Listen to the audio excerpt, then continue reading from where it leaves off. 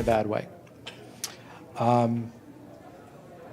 Before we get started, all the talks in this track are being broadcast on YouTube, so please make sure you have your cell phone silenced, pets, babies, anything you brought with you. You don't want to be that YouTube hero whose phone went off. Also, standard announcements, just wanting to thank all of our sponsors, Inner Circle sponsors, Rapid7, Amazon, Oath, Simile, Talos, all the people that make this all able to go on. So big shout out to those guys. You guys are here to see Firmware Security 101 by Arpita Biswas. She'll be telling us everything about firmware. Thank you. Welcome everyone, and I'm especially thankful that you guys are here despite all the cool stuff happening outside, free beer, lockpicking, everything. A little bit about myself. I'm Arpita Biswas. I work as a security researcher at Palo Alto Networks. I deal in system security, firmware security, looking at packets, network security, the whole range of it. And today we're going to talk about firmware security, right? This is a very weird area. It's not hardware, it's not software, it's somewhere in between. And for many of us, including me, it was a steep learning curve. So if not anything else, I hope today that as you walk out, you know that yes, the learning curve is steep, but at the same time, here are some ways to get started with it, right? Cool, so let's get started. First, I'll walk you through the outline. The system architecture. Where does firmware fit into this whole hardware-software land? Then we'll look at two common flavors of firmware. One is BIOS, and then the newer version that's UEFI. We'll look at a few attack vectors, how they attack. Having seen those, we'll look at the defense vectors. Then we'll go through a few open source tools that I found very handy. And finally, if you guys want to tinker with the SPI chip and try to read and write your own firmware, how would you do it? And then we'll open it up for discussions.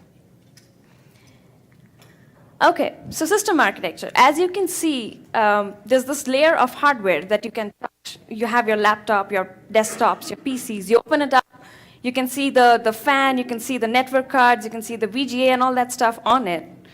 On the other hand, when you interact with your laptop, you have the user experience, right? You have the screen, you click on buttons, and you interact and make it do things or watch YouTube videos. But between these two ends, there are a lot of things that happen. So every time, for example, you open a dock, it goes to the system call, which is kind of an API exposed for the user applications. It then goes and gets all the components work together to create a file, goes to the hardware abstraction layer, which then talks to the firmware of your hard drive and says, hey, listen, I need to open a file, so give me XYZ MB of memory space in it. And this dance happens back and forth every time we interact with computers. But the most crucial part that we're going to look at today is the firmware. And it sits closer to the hardware, but it still interacts with the software. So it bridges both these worlds. The first flavor, BIOS. BIOS is basic input-output system, and I'm pretty sure a lot of us have seen this screen. A lot of blue text haunting our childhood. But, but behind this, there's a series of complex dance that happens.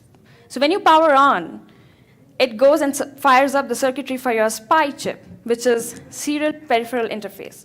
This chip holds your first instructions that is executed after the power switch is on. So this SPI chip loads all the instructions it has on it into the CPU registers at a particular preset address, and that's called as the CPU reset vector. That's a huge hexadecimal number out here. Once that happens, then there's a kind of an inventory check that's done on the chipset, right? So it's called post-operating self-test, power on self-test. And at this point, all the guy is trying to do is that, okay, I have 10 things on my chipset, which of them work, which of them don't, and what's the error, and set it up for the rest of the code to take over. Then we have the CMOS. This is the second piece of non-volatile memory that's in your chipset. It holds information about your BIOS, as in, for example, 3 operating systems to boot, which of those needs to be booted right away is what the BIOS, CMOS holds about the BIOS. Then, having known which operating system to load, it goes ahead, puts all those instructions at 7C00, boots up, gets everything ready for the operating system, and you can log in. So roughly, these are the 4 or 5 steps that happen on a BIOS. Moving on, by the way, we are looking at the SPY. One of the attacks is on the SPY chip. The second attack will be on the CMOS chip. So keep in mind. Moving on, we have then coming up was the newer generation of firmware, which is Unified Extensible Firmware Interface. Here, things have been tried. So BIOS is a very monolithic piece of code, right, which has preset address and everything. Slowly, it started getting bloated up with all the legacy code.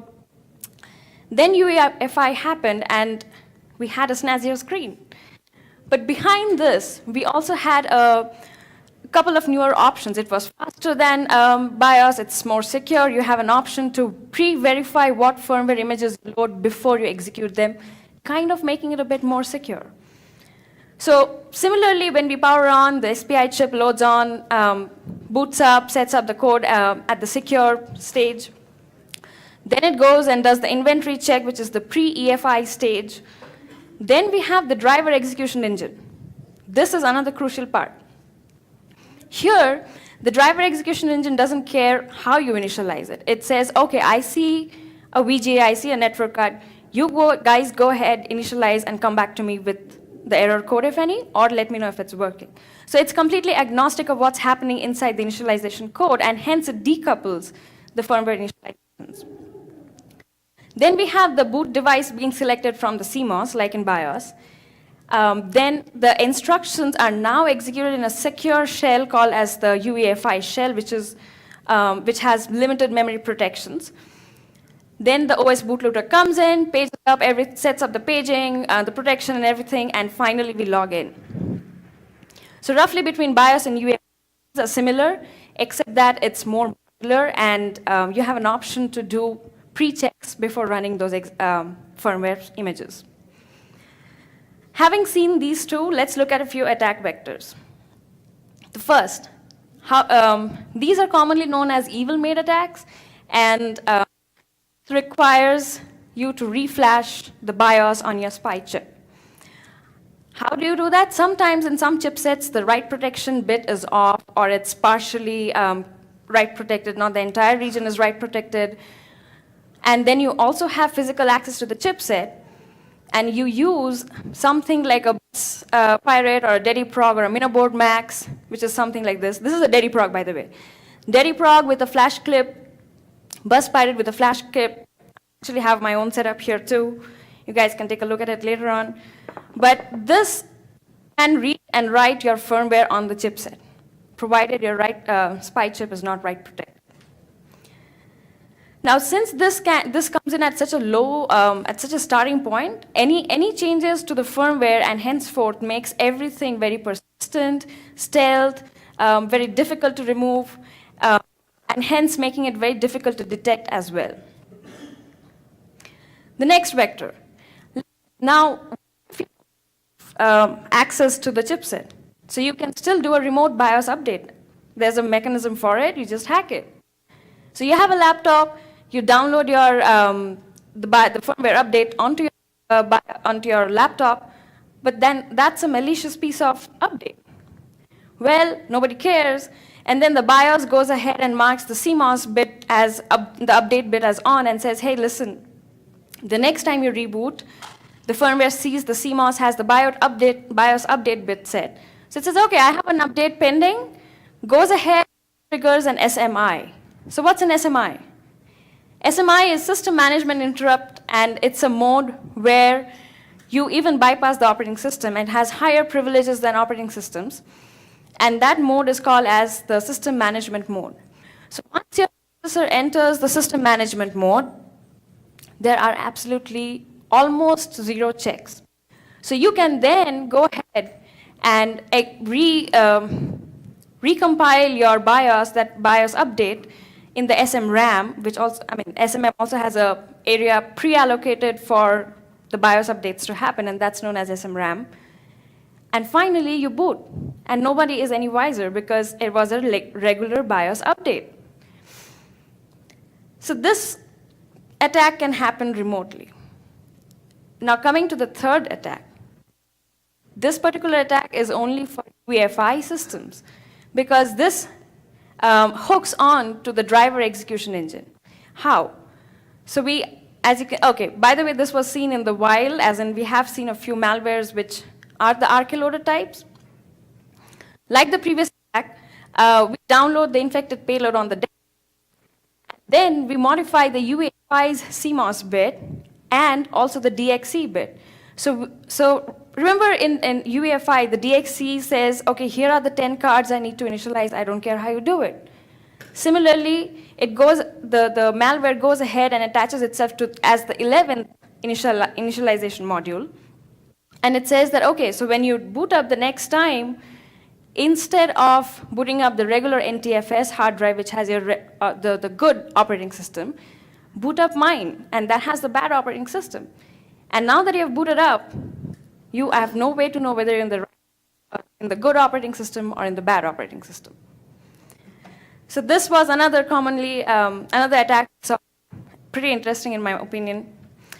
But having seen these attack vectors, there's still some ways to make sure that, or at least to know how bad the security is in your chipset.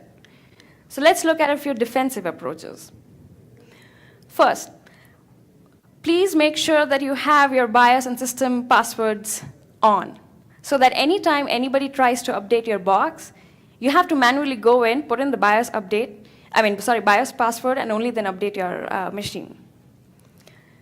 Sometimes some motherboards also come with chassis intrusion detection. That is, if someone has opened your box in the production rack and put it back again, the next time there's an alert saying that there was someone opened the chassis, and then you know that something's wrong and I better check. Also ensure that your SPI, your alternate BIOS boot blocks, your SMRAM, all these non-regular memory locations are write protected. There is absolutely no reason for them to be not write protected. Then you can also use chipcheck that I'll talk about in a minute to figure out how good or how bad your platform's security is.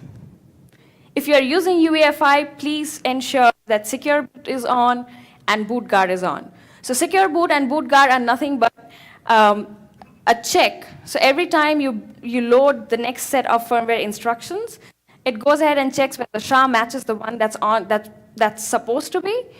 And if it is if the right one, only then it goes ahead and boots it. So if you want to look at chipsec, the tool that I just mentioned, super useful series of Python scripts. You can also check whether your platform is, or your motherboard is. Look at chipset.py. By the way, it's an open source tool that is available. I'll share the links later on. It also has chipsecutil.py, which triggers a few exploits and a few other tools to do memory analysis and analysis of the firmware that's dumped out. To check whether your BIOS is write protected or not, this is one of the commands. It checks whether the SMRAM, the SPI and the alternate boot block is or not. Then you can also use SMRAM checks. So whether the SMRAM is write protected with the entire region or not. So it's something that looks like this. So the BIOS write enable should be off, and BIOS lock enable should be on. And this is a bad situation. If your BIOS is not write protected, it will show you this huge remarks at the bottom. Want to check SMM? There are similar. I would strongly recommend playing with it. It's a very nifty and very cool set of tools that I found. So overarching all of these, there are a few guidelines that probably everyone should follow if your desktop or your system is one of those crucial ones. Always remember security what you need to do is, first thing, ensure that the BIOS, that the BIOS has only local updates mechanism possible. There's no way to remotely update it. Once you've ensured that, make sure that the firmware update itself is tamper-proof, as in nobody can, there's only one way to update the BIOS, and that should be it. There should not be any other bypasses. Third thing, once you know that you want to update, make sure the firmware update that you're giving is a pre-verified, authenticated, digitally certified, however, is a verified piece of software. Then ensure that there is only one SPI and the whole region is kind of write protected so that there's no passing around to write to it. Finally, anti-rollback protection. So once you have your firmware update in, there shouldn't be a need for you to roll back or use the backup, because there has been attacks which use the as malicious with malicious code and then later reboot using the backup boot up. So that's there's no need for that, right? So yeah. And finally, if you want to still play with firmware, having known all these attacks and defense vectors, I use FlashROM. That's an open source, comes with Linux. You can see that it uses bus pirate. It can also sync up with your proc. Hello?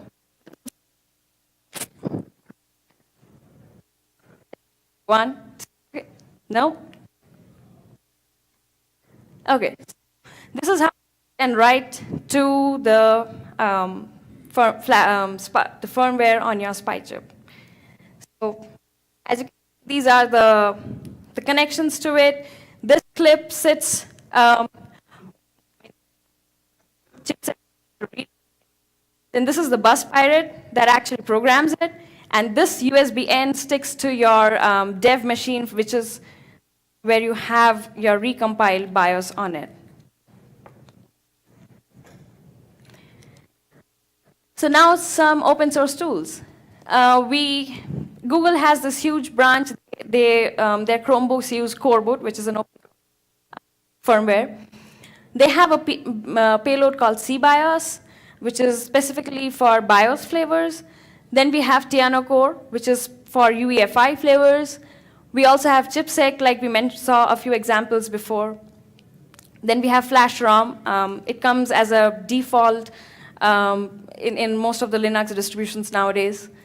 We also have UEFI parser that does a good job of, if you give it an unknown UEFI image, it'll parse out all the ROM and the EFI header and the MCH and all those bins in it.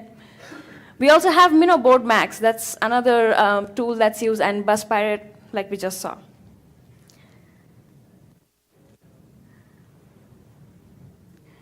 Okay. So now, let's open up for any questions and answers if you still have any gray cells left. All right, anyone have questions? Raise your hand. Oh, I think I need to wait for the mic. Wait, if you still want to read up apart from the open source links here, slide, be helpful. There's one time when I tried to use a SPF like flasher, I had to desolder the chip before it would actually write to it. A lot of times when you just try to clip the chip directly, it will power on other components that would try to tamper with the chip because you are essentially powering on the other components that is reading and writing to the chip at the same time. Have you had that problem at all? I'm just kind of curious. Lots and lots of times. So what happens? Hello, yeah. So many a times chipsets have their own write protections or their own circuitry, and it's not completely secluded. So you SPI remove the SPI chip from. But that said, there are also a few jumper cables on the chipset. So if you look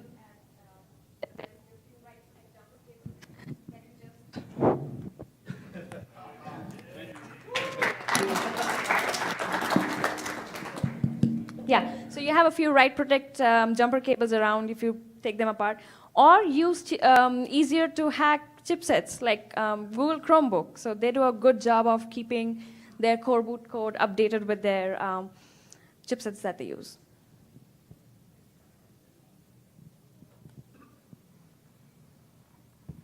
Do you recommend trying to verify the existing firmware that's on a device to see if it's already been compromised? And if so, how would you go about doing that? Sure. You should do that in both cases when you want to just verify if everything is all right, and also have a backup of your firmware before you try to write to it so that you can restore. And so what you do is you read out the foobar.rom, put it into flash ROM, and then you can extract out the mrc.bin, the rom.bin, and all those sites, and give it to chipsec. So chipsec does a good job of parsing through the binaries and checking whether the write protection bits are on in BIOS or if it's in the SMRAM and all that stuff.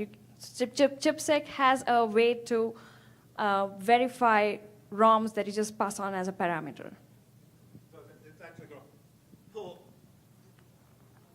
the chipset will actually pull off in some method the existing firmware and do a comparison to the file that you provided. No, what it'll do is it'll ensure that the write protection bits are on. But if you want to verify the SHA, you either read out the SHA from the TPMs on the chipset or contact the OEM or the manufacturer for verifying.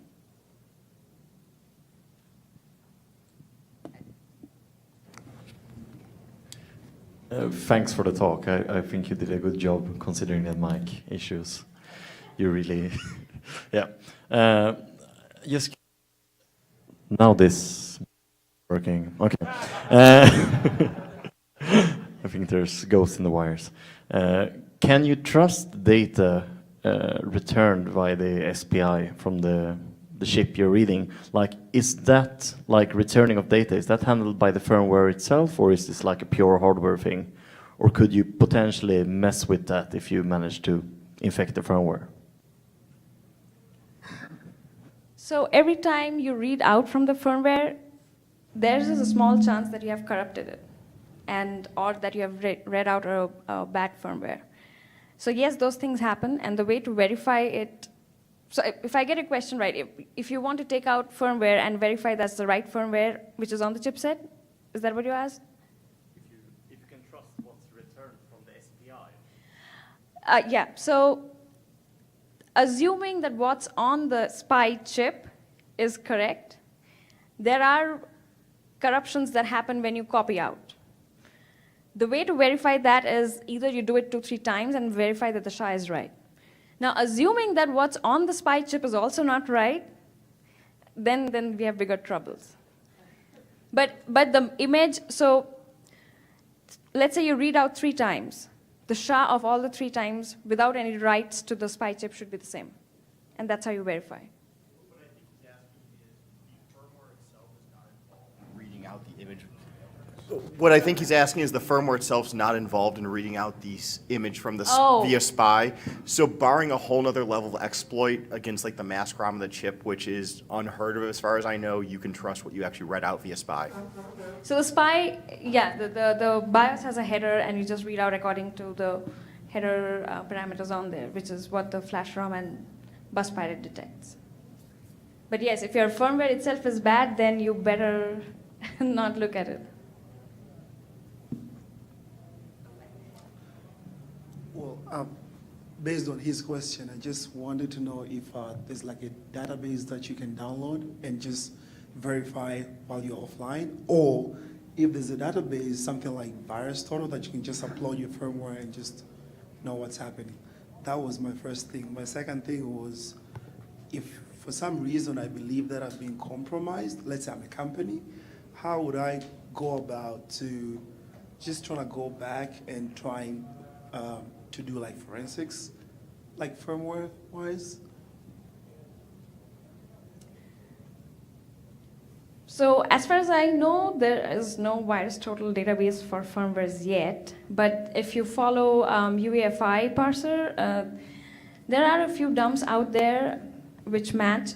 Coreboot has a few. There's a guy called John Lewis who has a few ROMs out on the internet.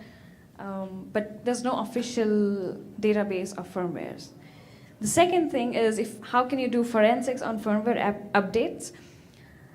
I would track the CMOS bit, the CMOS registers, because that's where all the BIOS settings are. And if anybody has tinkered with it remotely, it would be in the CMOS registers.